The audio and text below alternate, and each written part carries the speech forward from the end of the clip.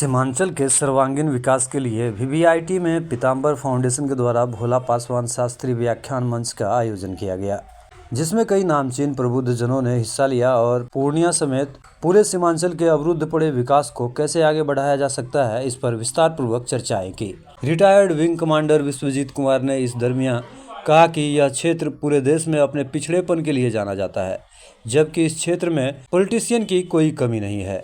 यहाँ के युवा किसान मजदूर काफी मेहनती है, किंतु इसके बावजूद जो विकास होना चाहिए वह नहीं हो सका। इसके लिए हमें दृढ़ संकल्पित होकर मजबूती के साथ काम करना पड़ेगा और अपने हक हकूक के लिए आवाजें बुलंद करनी होगी।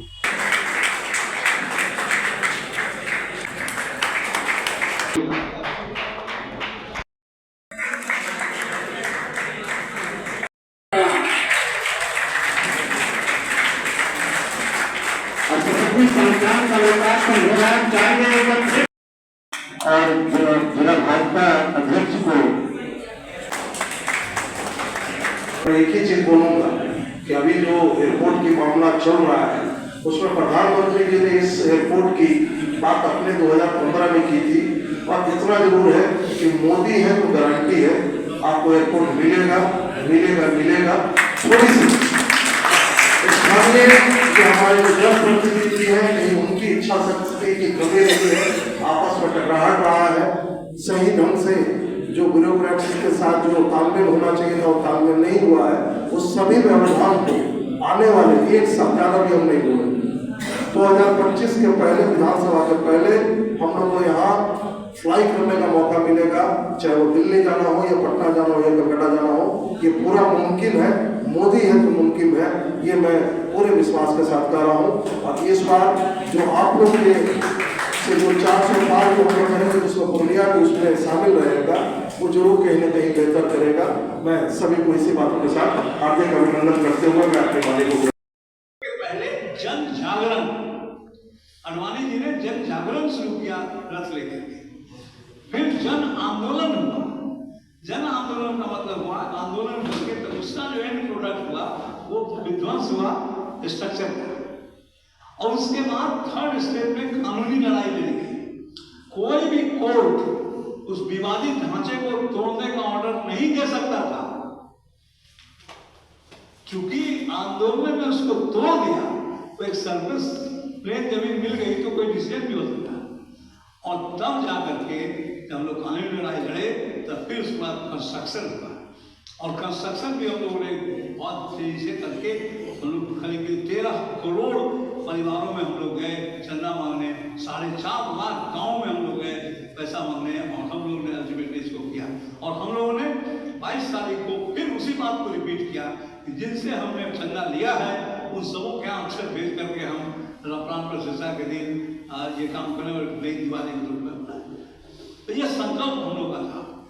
हमें हर एक इवेंट जो हमारा सोसाइटी में होता है उससे सीख लेनी चाहिए, और आज हमको इस एरिया के सीमांचल के चाहे इस क्षेत्र के प्रोग्रेस के लिए, कंपोजिट डेवलपमेंट के लिए, होलिस्टिक डेवलपमेंट के लिए हमें प्लान करके हमें काम करना चाहिए, जिसमें कि आपको आर्थिक विकास के साथ साथ मैं पहले ही बताया कि रेल, रोड एंड वायु, ये तीनों जो आवागमन की सुविधा है इसको इम्प्रूव करना है।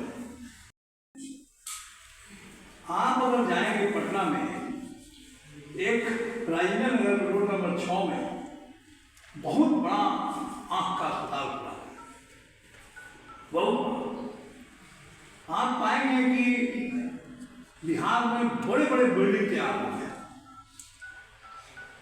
लेकिन उसमें काम करने वाला आदमी की गुणवत्ता क्या है, उसमें काम करने वाला आदमी की क्षमता क्या है, उसमें काम करने वाले आदमी की इच्छा क्या है, इसके बारे में ज्ञान नहीं।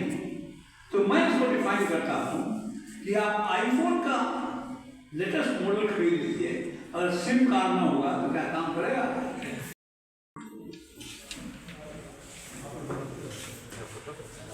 पीताम्बर फाउंडेशन के द्वारा जो संगोष्ठी रखी गई है उसमें आप लोग आए, क्या कुछ?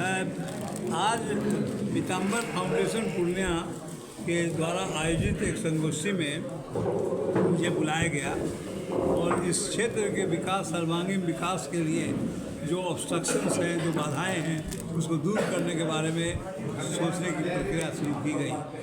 मैं मानता हूँ कि अगर हम लोग योजनाबद्ध तरीके से इस जो विकास की वृद्धि में जो अवरोध आया है, इसको दूर करने का अगर हम कोशिश करेंगे तो हम इसमें सफलता पाएंगे।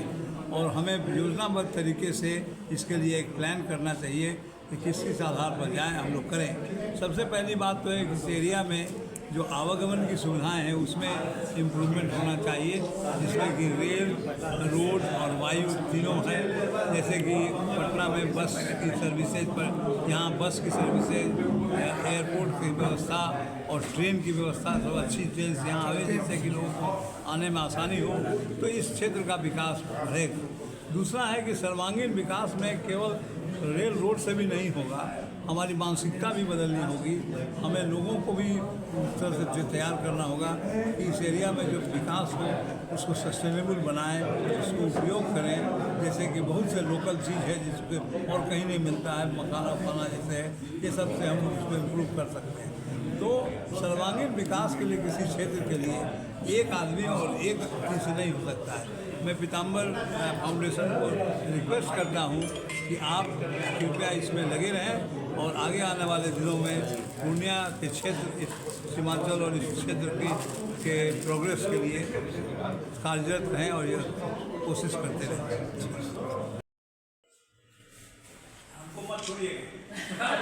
पीताम्बर फाउंडेशन एक सामाजिक और सांस्कृतिक फाउंडेशन है, जिसका मेन ध्येय है कि क्षेत्र के सामाजिक, सांस्कृतिक और हमारे जो कल्चरल चीज़ें हैं उन चीज़ों को हम आगे बढ़ाएं। और उसी के तहत देखा होगा आपने, जो हमने आज ये स्मृति चिन्ह जो अपने क्षेत्र के लिए बनाया है, यहाँ के लोग अपनी एक आइडेंटिटी से इस्टेब्लिश करें, ये सारा प्रयास इस फाउंडेशन का रहता है। सर, आज पूर्णिया के तमाम आज की संगोष्ठी में क्या कुछ? आज की संगोष्ठी का जैसा आपने विषय देखा होगा कि पूर्णिया और कोसी का अवरुद्ध विकास, उससे हम ये कहना चाह रहे हैं, जो टॉपिक अपने आप में बहुत क्लियर है कि हमारा जो एक सर्वांगीण विकास होना चाहिए, सामाजिक, भौगोलिक और इंफ्रास्ट्रक्चर के रूप में जो होना चाहिए था, वो जो हमारी कैपेसिटी है, जो हमारी ताकत है, उस हिसाब से अनुरूप से नहीं हुआ है। पिछले विगत कई वर्षों में, 3 दशकों में अगर आप देखेंगे तो सिर्फ देश के स्तर पर ही नहीं, राज्य के स्तर पर भी हमारा क्षेत्र जो है काफ़ी पिछड़ा हुआ है।